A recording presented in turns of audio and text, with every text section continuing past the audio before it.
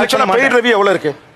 எனக்கு தெரிஞ்சு இங்க இருக்கிற நாங்க யாருமே அதை என்டோர்ஸ் பண்ணதும் இல்ல, எனக்கு நடந்ததும் இல்ல. அப்ரோச் பண்ணவங்க எல்லாம் வேணான்னு சொல்லியிருக்கோம். நான் என்ன சொன்னேன்னா, ஐயா ஒரு வாட்டி வாங்கிட்டா ரெகுலரா வாங்குற மாதிரி இருக்கும், ஏன் வேணாங்க மன்னிச்சுக்குங்க இப்படின்னு நான் சொல்லியிருக்கேன். இவனுக்கு is one of the highest paid reviewers இந்த கண்ட்ரி ரைட் நோ. இவன் ஒரு பெய்ட் ரிவ்யூன்ற கான்செப்ட் கிடையாது, கிடையவே கிடையாது. பெய்ட் ரிவ்யூஸ் இருக்கு. எனக்கு ஒரு பெய்ட் ரிவ்யூ வந்தது போன வருஷம் சார். போன வருஷம் வந்து ஒரு பெரிய ஹீரோ நடிச்ச படம்.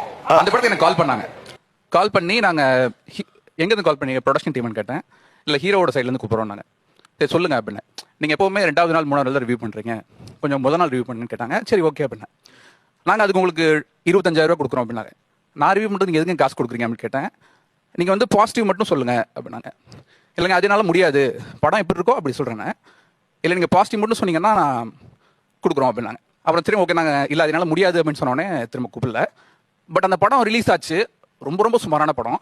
எல்லா எனக்கு தெரிஞ்ச ஒரு 80% ரிவ்யூவர்ஸ் வந்து அதுக்கு பாசிட்டிவ் ரிவ்யூ தான் கொடுத்துருந்தாங்க.